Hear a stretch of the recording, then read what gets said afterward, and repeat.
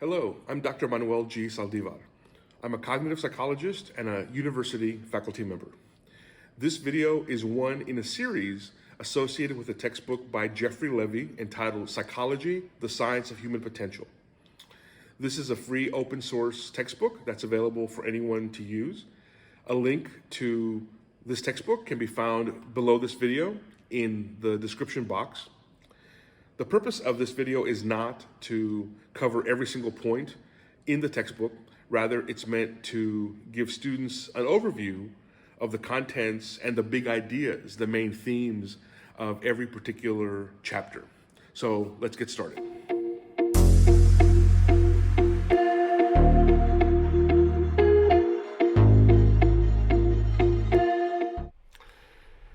In the prior chapter of Levy's textbook, chapter 5, we explore the concept of direct learning, which we can view as a kind of training process. If you do this for this reason, then the outcome will be that. So there's a lot of specificity in terms of the behaviors you're trying to increase or decrease and the outcomes that you're looking for. In this chapter, we're going to discuss the concept of indirect learning, sometimes called observational or social learning by some researchers. Whatever the specific term, this kind of learning is something that takes advantage of the social nature of human beings. Modern schooling, which has many aspects of training or direct learning, you can think, for example, of multiplication tables. That's something you just sort of have to memorize and sit there over and over again. 1 times 1 is 1, 1 times 2 is 2, etc., etc. But that kind of widespread learning, whether it's training or direct learning, is something that's only really existed in Western civilization for about 150 years. For tens of thousands of years before that, most humans learned how to live in the world, how to survive, by observing others, usually family members, hence the term observational or social learning. You're learning stuff not in a formal kind of classroom setting or by being trained in the sense of do this over and over and over again, but rather by observing and picking up on the stuff happening around you. If your parents were farmers, you grew up observing their farming techniques, and you learned how to reproduce those techniques so that you too someday could become a farmer and be able to survive and begin your life as an adult, if that was the situation that you were growing up in. If your parents were shoemakers or tailors or even kings and queens, observing how they did their work, whatever their work was a much bigger part of your preparation for becoming an adult, for being able to live and survive in the world on your own, than any kind of formal schooling you might receive. Certainly there were some aspects of society, although of course it wasn't common. Typically you had to have some resource base to be middle class or upper class in order to learn reading and writing. In most cultures, for most of human history, it's only recent times that literacy, being able to read and write, and numeracy, being able to do at least some basic math, have become widespread. It's only been about 150, 200 years. Before that, if you learn how to read and write, how to do math at all, you were taught by someone in your family, someone who's close to you, of course, if they could read or write themselves.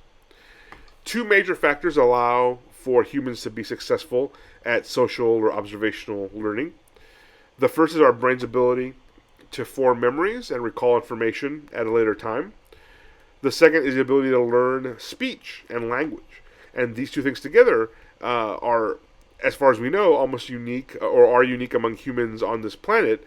And so that's what's helped our species become the dominant one in the planet. If you look in the description box below this video, you'll see links to separate videos that I've created previously on human memory, and especially a concept that's discussed in this chapter, chapter 6 of Levy, on the forgetting curve. I'll refer you to those separate videos for more information on memory and related topics. But I'm going to conclude this video, again, on chapter 6 of Levy's textbook by having a discussion about the role of language, because that's an important component that will kind of help us move into the next set of chapters. Human beings have a facility, an ease, a natural affinity with speech and language that's unique in the world of living creatures. And this ability, this talent for speech and language is central to allowing us to learn. Learning in general, whether it's direct learning, operant, or classical conditioning, but especially for social or observational learning. even before we're capable of speech per se as infants, we know from research that even infants that are only a few months old can begin to recognize, if not repeat or articulate, certain words and phrases. They show a reaction if you mention food or milk or some other set of words that they're starting to become familiar with and decide are important for the world around them. And even before reaching our first birthday, most humans will develop an ability to start to speak, even if the vocabulary, of course, for a young infant is pretty limited. But the human brain, again, we know from research, seems to be optimized for language, to specialize for language. Not only does speech ability develop very quickly among infants and toddlers, but young children have a very pronounced ability to learn language, especially even multiple languages, if they're given a chance to observe other people speaking. If you haven't had this experience, if you didn't grow up speaking multiple languages, you might have read about this or seen this, but it's quite amazing, I must say.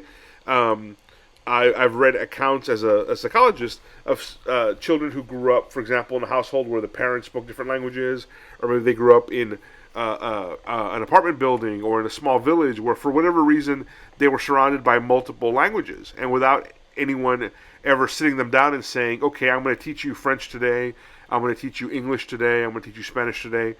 Parents will discover their students chatting away with other kids in various languages, even though no one taught them, quote unquote.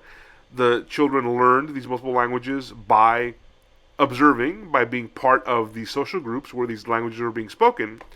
And because the brain, especially at that younger age, say between 4 and 6, 4 and 8, is so tuned to language learning that children can pick up multiple languages with relative ease, an ease that most humans lose by the time they reach adulthood. In turn, this language learning facilitates other kinds of learning, especially in formal school settings. Many aspects of speech and language are still being investigated. There are a number of areas where we still have a lot of questions as psychologists about exactly how do we learn language and speech, how is this stuff kind of processed in our brains. But there's no question that speech is central to human learning. And along with memory, and again, I refer you to my separate video on how memory works, we know that language, speech are key to the observational or social learning process among humans. That concludes today's video. I hope you've found this overview helpful for your own studies. Please don't forget to like and subscribe if you found this video useful. It really helps my YouTube channel grow. Good luck with your continuing studies of psychology as well as with the rest of your college career. Take care.